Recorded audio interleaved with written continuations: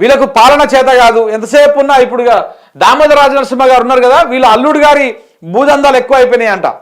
ఇప్పుడు నిన్నమన వార్తలు రాలే, అల్లుని భూదందాలు చూసుకోనిక, బిడ్డ ఆస్తులు పెంచుకోనిక, అటు ఇంకొక వైపు పొంగులేటి శ్రీనివాసరెడ్డి గారి కూతురికి భూములు దోషపెట్టనీక, ఇటు రేవంత్ రెడ్డి గారి అన్నదమ్ములు ఎట్లాగో దోసుకుంటూనే ఉన్నారు రాష్ట్రం మీద మొత్తం పడి. దాంతోపాటు రేవంత్ రెడ్డి గారి సతీమైనటువంటి గీతమ్మ వదినమ్మ గారి పిఏ కూడా దోసుకోవడము, ఇక ఇవన్నీ నడుస్తూ ఉన్నాయి. వీళ్ళకు దీని మీద ఉంది ఫోకస్. ఆరోగ్యశ్రీని అందిద్దాము, పేదలకు మంచి వైద్యాన్ని అందిద్దాము, ఇట్లాంటివి ఏం లేవు.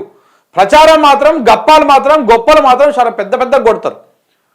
ఈడ ఆరోగ్యశ్రీ అందించలేనటువంటి మోదవరి ఆయన విదేశాలకు పోతాడు, బోట్లలో తిరుగుతాడు, మొత్తం మేము పెట్టుబడులు తీసుకొస్తున్నాము, ఏదో కట్టగడుతున్నాం అని చెప్పేసి అక్కడ బాకాలు ఉదేటువంటి ప్రయత్నం చేస్తూ ఉన్నారు. ఇది ఎంత దుర్మార్గం చెప్పండి. ఏ అటు చూస్తావు కూట్ల రాయి తీయలేను అంట, ఏట్ల రాయి తీస్తందుకు పోయిందంట. రేవంత్ రెడ్డి గారికి పిల్లలకు చక్కగా భూ పెట్టడం చేత కాదు, రైతులకు నీళ్ళు ఇవ్వడం చేత కాదు, రైతులకు రైతు భరోసా ఇవ్వడం చేత కాదు, ఇంకా ముసలిల పింఛన్లు 4000 చేసుడు చేత కాదు, ఇచ్చేటువంటి 2000 పింఛన్ కూడా చక్కగా ఇచ్చుడు చేత కాదు.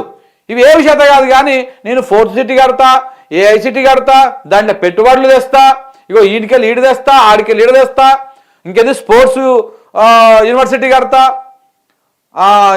ఇంకోటి ఏదో ఉంది స్కిల్స్ యూనివర్సిటీ కడతా, అదానితోటి అమ్మానితో అచ్చకపచ్చకలు చేసుకొని తిరుగుతా, ఇట్లాంటి కార్యక్రమాలు చేస్తూ ఉన్నాడు ఆయన.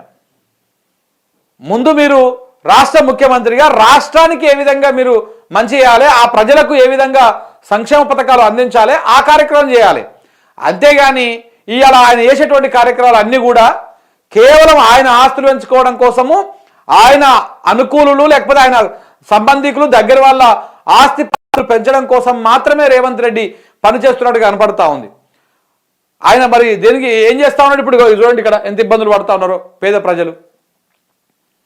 ఏదన్నా నెగిటివ్ రాగానే దాన్ని ప్రతిపక్షం మీదకి, ప్రశ్నిస్తున్న వాళ్ళ మీదకి, గత పాలకుల మీదకి నెట్టేసేయాలి, మనం మాత్రం డొలుపుకుంటూ పోవాలి.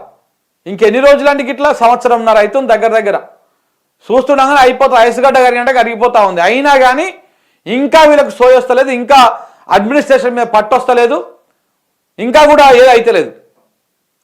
అధికారులని వంచి పని చేయబెట్టాలి. కానీ వీళ్ళు వచ్చిన తర్వాత అధికారులు మంచిగా ఫ్యాన్లు వేసుకొని నెత్తి మీద గుడ్డేసుకొని పండుకుంటారు, కాళ్ళు మంచిగా వార చాపుకొని ఆఫీసులల్లో.